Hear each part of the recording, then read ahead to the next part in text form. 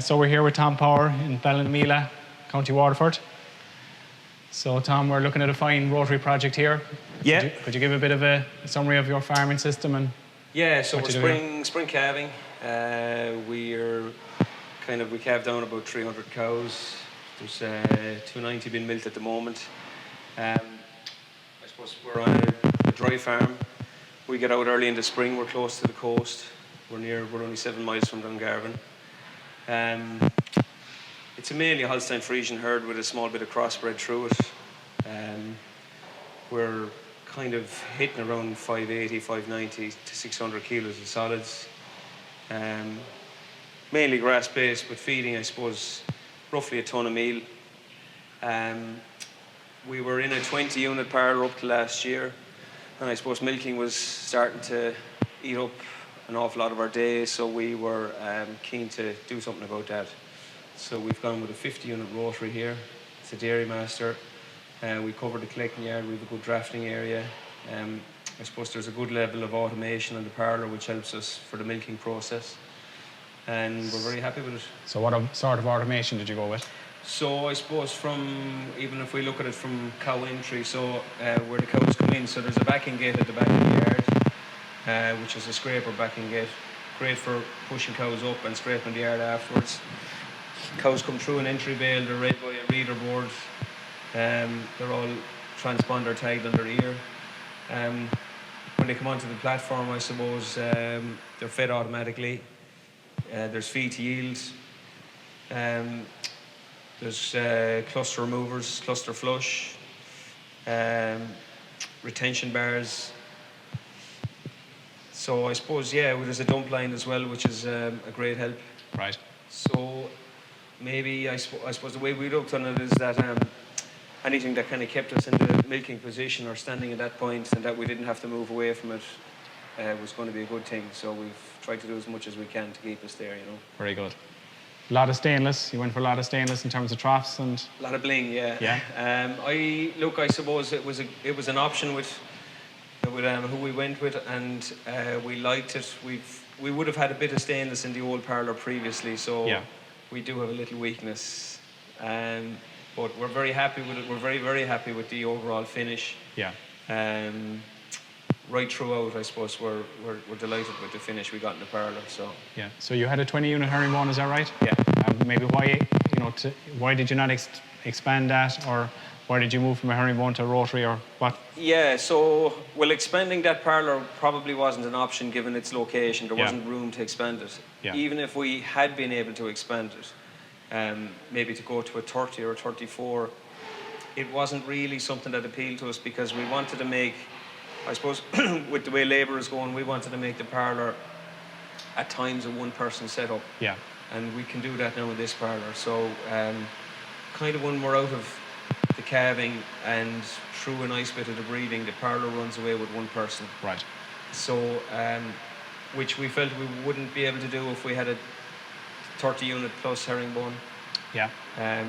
So we can kind of milk, we put 300 cows an hour through this, and then you'd have to wash down afterwards. So you're kind of done, we'll be done this evening in an hour and a half. Very good. Which is great. Now a second person is an advantage for wash down. Yeah. There's no point saying otherwise because you've got, you've got 50 cups to wash and 50 cups to put on, and nearly in the length of time it takes to wash and put them on, the second person has the platform washed down and has a good bit of the washing done. So a second person is an advantage, but we can manage fine with one person. Right. And as you're on about wash down, I see you have the rotating wash boom. Is that useful?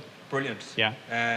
It's probably one of the best things in the parlour. Right. I suppose it means that you're not picking up hoses at every corner of the parlour. Yeah.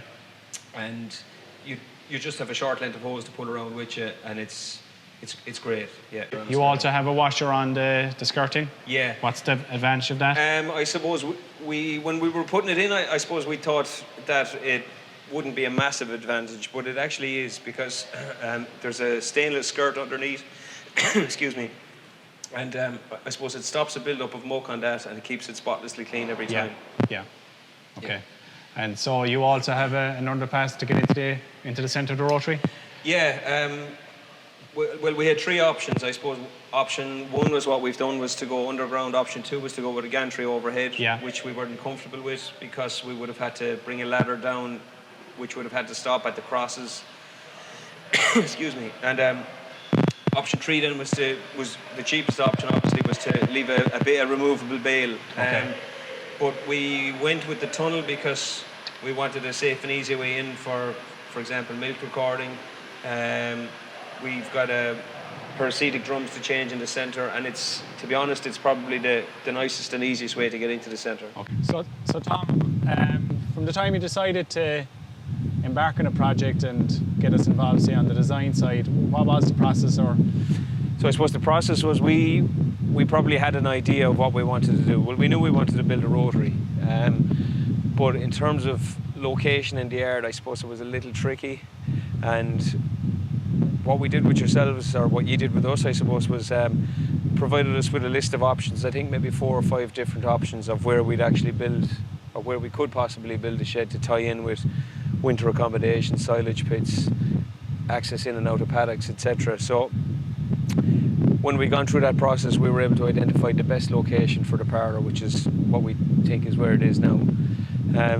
So what factors made that decision for you? Or was it cow flow? Was it access for the milk truck? Was it? Access for the milk truck was a big one, because our farm yard is located right on the side of the road, which I suppose most are, but our parlour currently, previously was, our collection was right at the side of the road. We didn't want to bring a truck right through the farmyard into the middle of the sheds. Cow flow was important. We don't, you know, we were milking up till about the first week of December, so milking out the sheds wasn't a big consideration, but as it happens, it's worked well with the location of the parlour. So we had a couple of boxes to tick. This wasn't the cheapest location. It involved relocating silage pits, and that was phase 1 of the project, which was to push back all of our silage pits and put the parlour where the old silage pits were. We felt for the long term this was the best location, maybe not the cheapest, but the best. Right. Yeah. Yeah, very good. And so, in terms of your builder then, say who built the project for you and how long did it take? Mick Fenton of Fenton Construction. He would have come in here the end of July or the start of August of last year. We started milking on the 25th of February, and that was fully completed. Right. Internally. We had a small bit to do outside in terms of with a silage pit to finish off outside, a few aprons around it, but basically we were up and running for the 25th of February. And again, I see you were a national award winner in 2016.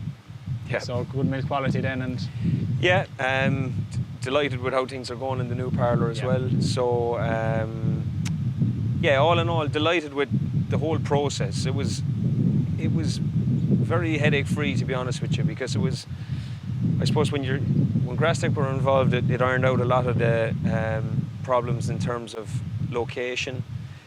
We had a good meeting early on between our builder, Dairymaster themselves, ourselves, our electrician, our plumber. We had a good kind of round the table meeting as to maybe the time schedule for everybody's work. yeah.